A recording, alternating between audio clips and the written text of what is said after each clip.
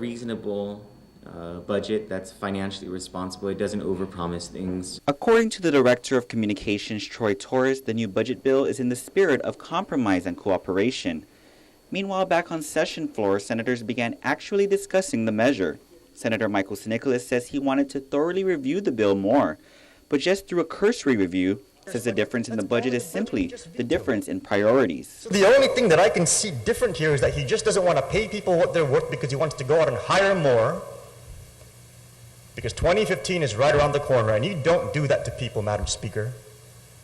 Pay our people what they're worth. The numbers are almost the same. Very little difference when you compare general fund numbers. Senator Brant McCready, meanwhile, says stop blaming other people. Our job is not to blame the governor. Our job is not to worry about if the governor is doing his job. Our job is to do our job. Our job is not to blame everyone. We're considered leaders of this island. And all I keep hearing over and over and over again is blame. And that's not how we should conduct ourselves as leaders. It's embarrassing. Deputy Press Secretary Phil Guerrero says for the new budget bill, the administration instructed BBMR to construct a budget around the appropriated levels contained in Senator Pangalinan's first substituted budget version of the FY 2014 budget bill. So we adopted his revenue figures. When it came to miscellaneous appropriations and appropriations for priorities, services, and programs that the Democrat majority has identified, we, for the most part, kept those too. As for the differences between this new budget bill and the one Governor Calvo vetoed Thursday night, it's a provision for tax refunds now at $113 million, $6 million more than the administration expects to pay this year. It further kept the appropriation to pay for the Hay Plan and raises it to $8.4 million. The Hay Plan that the governor vetoed was only for classified employees, which would create a disparity among government workers.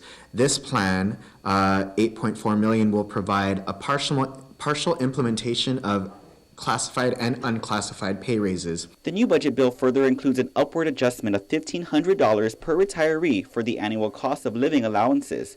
As you recall, the vetoed budget bill called for a full restoration of $1,800. In his transmittal letter, Governor Calvo said he hoped lawmakers would look at the proposal with open minds, eyes focused on reason and logic, and hearts set upon the most vulnerable in our community. When you talk about a budget, you're talking about the funding that agencies need to provide services to people, and a lot of them are poor people, right? And you're also talking about the money that the employees and the retirees and their families need to survive. Just before 5:30, senators voted on the governor's budget bill. The measure failed to garner enough support. The vote was 8-6 down party lines. Special session was adjourned and lawmakers went back into regular session to announce they will go back into another regular session tomorrow at 9 o'clock in the morning. Immediately following the vote, a release from the governor's office says Governor Calvo is disappointed in the outcome, especially after compromising and appealing to the Democratic leadership to compromise with him in the best interests of the people.